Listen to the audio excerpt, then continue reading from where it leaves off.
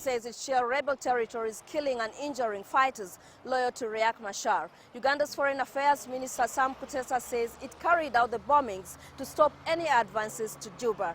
We did it. Don't think they are rumors. We employed some of our assets at the request of the government of Southern Sudan in defense of a legitimately elected government. Uganda's fighter jets are reported to have bombed the capital of Jonglei State, Bor, 200 kilometers north of Juba. The town of Bor was razed and hundreds killed as they fled fighting. Uganda maintains it will not withdraw its troops from South Sudan and has consistently been accused of taking sides in the war.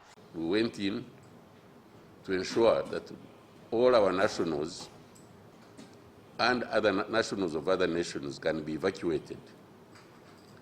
But when we were there, we also saw with our own eyes a possible genocide being replayed in front of us.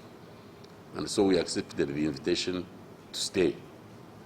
And we are going to stay there for as long as the government of the legitimate government of Southern Sudan needs us. And as long as the situation warrants our support for that government.